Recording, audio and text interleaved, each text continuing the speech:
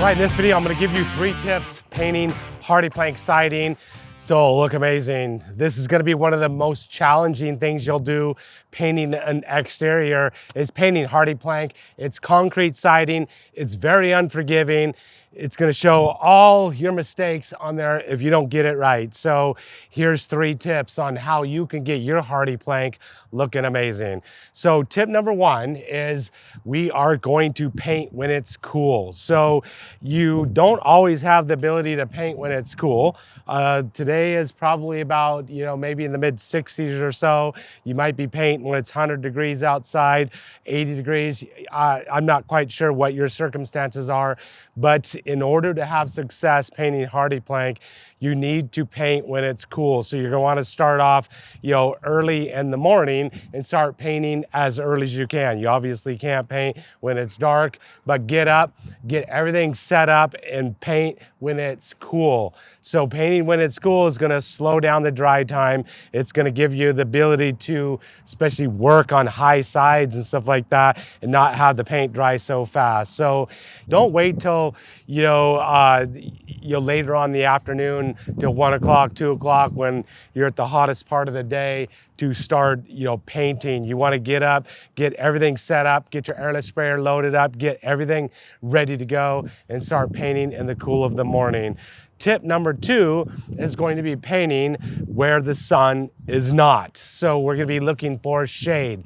So over here, the sun is rising over here on this side of the house, and eventually it's going to set over here, and this side over here will be all sunny. So right now the shade's almost disappearing. The sun's gonna be on this side, and then the shade is going to be on that side. On the back of the house, it's shaded the entire day, so I can actually go do the back of side at any point in time I want. The shade and the sun is important because wherever the sun is shining, it's gonna be super hot. It's gonna cause your paint to flash dry, so fast. You're gonna have lap marks, and it's just gonna be very, very unforgiving. So I'm always gonna be working, on the shade side. So in the morning, I'm gonna be starting in on this side. First thing in the morning, I'm gonna wanna spray this side over here because this is the shade side. As the sun sets, I'll work over to this side. In the morning, the sun's gonna be shining, and even though it's cool in the morning, that's gonna be pretty hot over there on that side.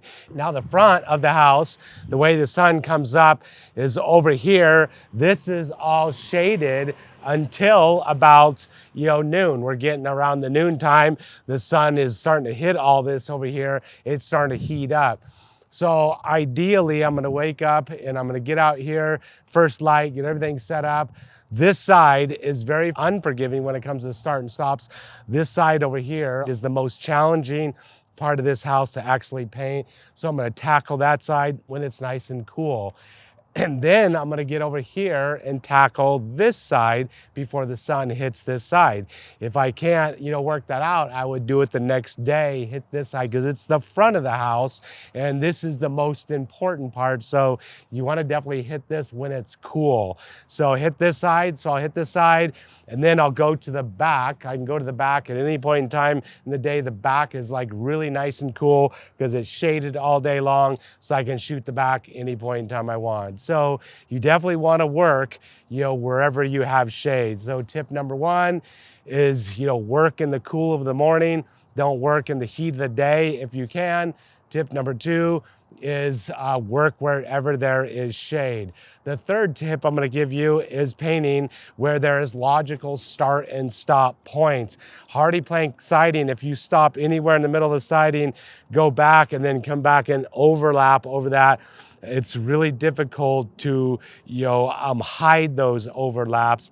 Once again, there's times and places when there's just no way you can do that, and it's unavoidable. The side over there, really unavoidable. There's no way, even with super long extensions, the weight of the extension makes it just completely impossible or impractical to do.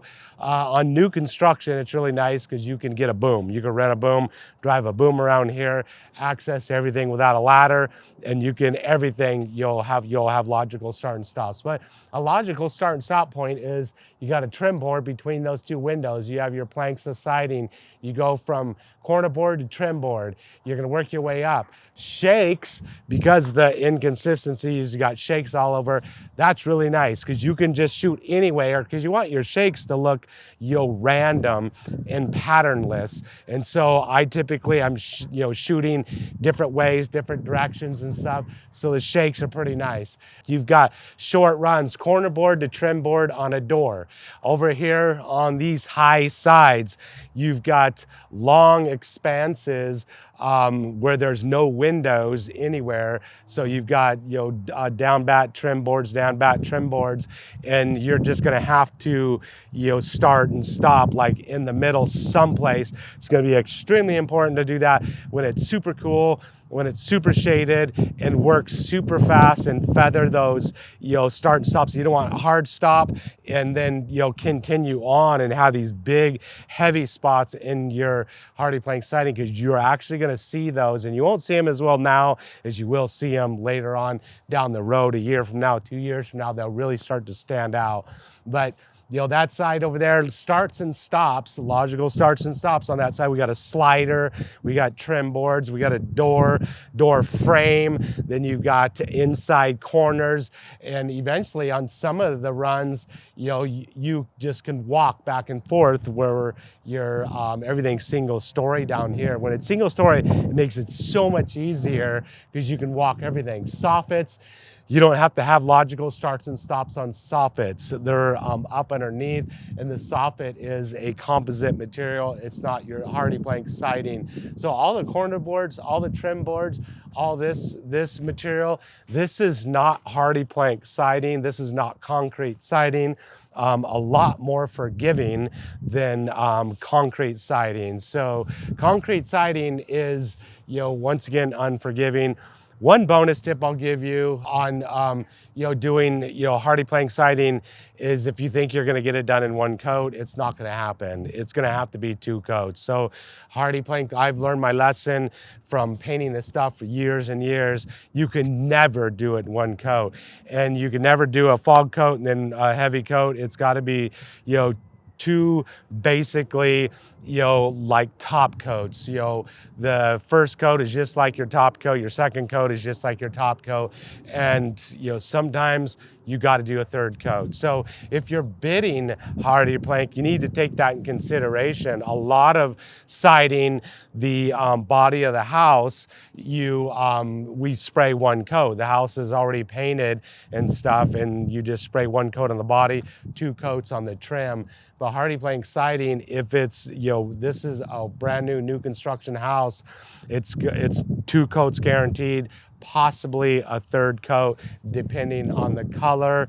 If it's already been painted and painted correctly, from my experience, even when it's painted, Hardie Plank siding still takes 2 coats. You can attempt to spray a heavy coat on a repaint on Hardie Plank, but from my experience, once again, it typically doesn't work out. It's always 2 coats. So there's, some tips, when it comes to spraying Hardie Plank. If you're not familiar with the term, it's just concrete siding, supposed to last a lifetime, makes painters' lives a lot more difficult to paint.